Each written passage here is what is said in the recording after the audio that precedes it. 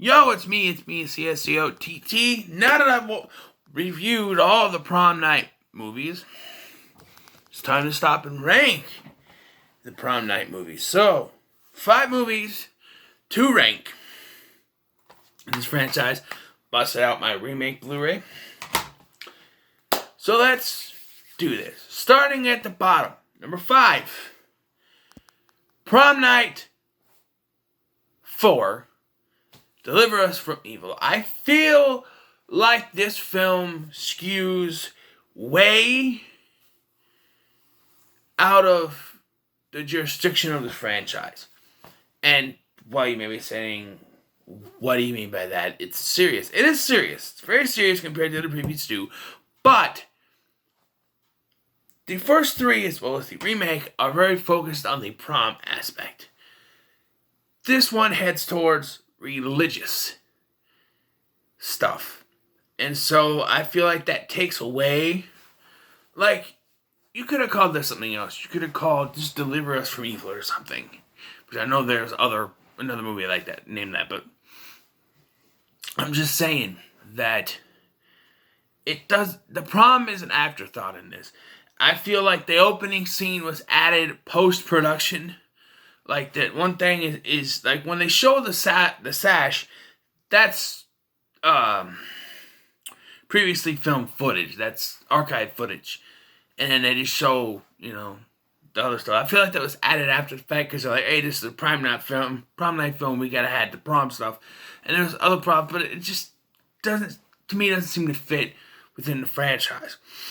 As you're watching them all, right, you go 1, 2, 3, you get very good big prom aspects, and even 3 kind of skews away from it, but it's it still has to do with Mary Lou Maloney, and it has to do with her she wanted to be prom queen and stuff like that.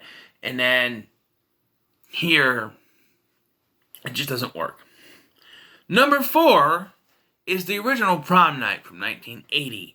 Up until the 4th one, it was at the bottom. And 4 came along, and now it's at the bottom. But this one, I think it's decently made, but there's just a lot of boringness to it. Not a lot happens. That's the same thing with 4, actually, but a little more happens in here, and you're a little more invested in some of the stuff. It's just, more happens throughout the film. There's more kills throughout the film instead of just the last 45 to 30 minutes. Like the 4th one. So, and number 3 is Prom Night 3. No, Prom Night 2. Hello, Mary Lou.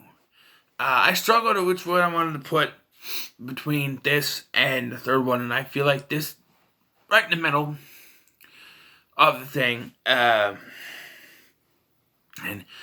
it's a step up from the first one. It's enjoyable, sure, but I just feel like it doesn't quite live up to the other 2 on this. And people, they bash the remake all the time, but I think it's the most inventive, in my opinion. I mean, I think it's more grounded to me. But this one, I think Hello Mary Lou, it's pretty good. But it's getting in the middle of my ranking. Number 2 is what was up until this point my number 1. The remake. Prom Night remake. I never saw the hate for this film. I think it's far better than the original. I think people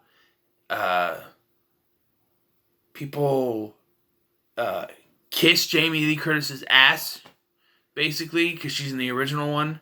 Which, by the way, they do mention Jamie Lee Curtis in the 4th one. I've forgotten to mention that. But I feel like they kissed that movie's ass because Jamie Lee Curtis is in it.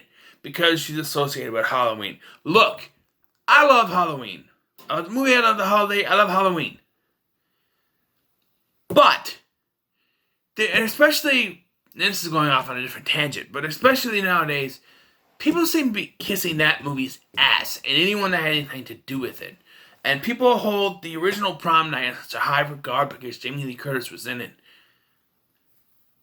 you people don't realize Jamie Lee Curtis didn't become a decent actor until she started to star in actual Hollywood roles, like Trading Places, My Girl, stuff like that. Her early stuff was bad. Bad. She's bad in Prom Night. She's bad in Halloween 1 and 2. She's barely anything in The Fog. It's not till she started doing the Hollywood films that she got better. And yet, you people continue to kiss her ass because she was in Halloween, and Halloween's the greatest movie ever made. And I'll admit, Halloween's a good movie. If it wins Friday Night Frights next week, I swear to God, I'm going to jump out the goddamn window. But anyway, away from my tangent, the Prom Night remake is a far superior film to the original, in my opinion. And as a slasher film, I think it's decent.